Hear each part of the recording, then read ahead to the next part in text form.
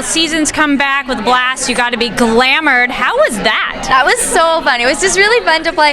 Anytime, that's what I love about doing sci-fi, is just anytime you get these story opportunities to kind of play outside of realism. We're already playing so far outside of realism, but especially the opportunity to like change the way you are in the world or inhabit a different energy is just so fun. And I mean, vampires, of course, vampires. It's like, how much more fun can we get to open the season with such a bang than like the classic supernatural character of the vampire? I think it's just, how is Wynona Earp, the show, going to handle it? I just love to see what they did with it. Now, of course, I mean, this is the perfect vampire example, but if you could be glamored by any other vampire of any sort of fiction, what would you pick? Which one?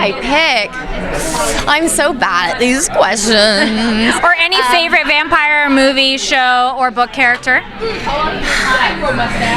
Anyone, just like any. I mean, the only thing that's coming to my head is Carmilla, but I already said that answer in another interview. I mean, I just think, I don't know. A classic vampire? Who's like the most classic vampire you can think? Lestat, Interview with the Vampire? Sure.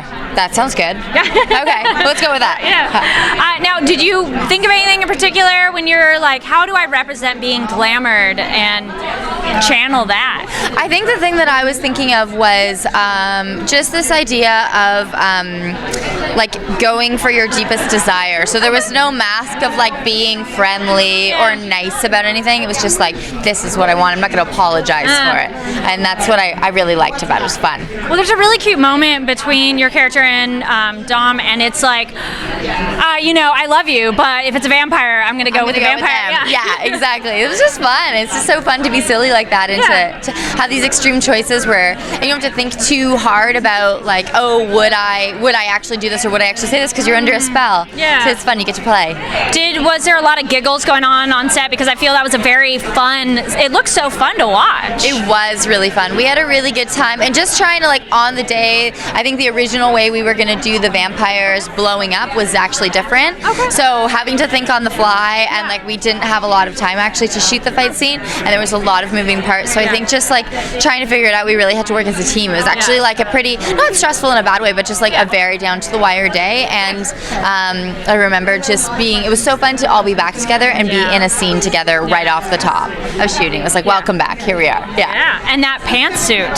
Yeah. Fans were loving that pantsuit. The pantsuit. I just felt like so much more as I get more and more experiences living in the skin of Nicole. I just felt like that outfit much more felt like, I said to them, I remember in the initial fitting, I said, just please don't put me in a dress. I just don't feel like it suits Nicole. Yeah. She looks great in a dress, but it just didn't feel like her anymore. Right. I think season 1 she was really there, but I think this time I really wanted her to be just like have something that was a little bit more striking and a little just more felt like her. As soon as I put it on, it was like, because it just doesn't feel the same in a dress, and I wanted to be able to move and fight, and that felt right. And then Nicole and Waverly look great together. This relationship has been building and growing, and it's great that it's been very realistic. How was it portraying that and the development of the relationship? They talk about problems. It's not just, I hate you and you did this thing. No, definitely. I think it's beautiful to see a relationship on television that is so healthy.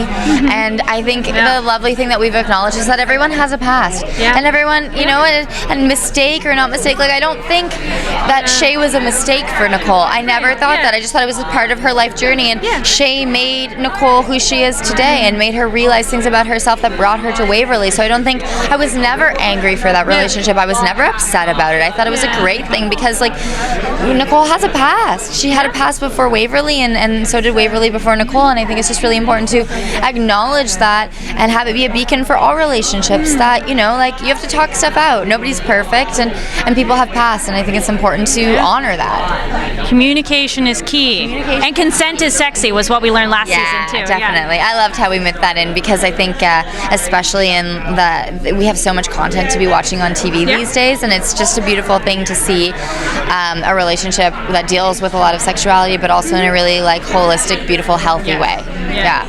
Anything you can allude to for this upcoming season, your journey, well, I think couple's journey? I think we delve a lot more into Nicole's past. I think really like her backstory, a lot gets revealed. I also think there's a lot to do with this cult of Bullshar that we're slowly trying to understand, but so is she. I think these are very repressed memories for her, and I think she actually cannot piece it together because it is so foggy. So it's a very scary place for her, and we don't often see Nicole in a scary place. So I think it was a really interesting way to start the season with this character. Oh, looking forward to seeing what comes, because she's like, I am the survivor. We're like, oh boy. What does that mean? Yeah, great. Well, thank you so much, and looking forward to the rest of the season. Yeah, thank you so much. It was fun.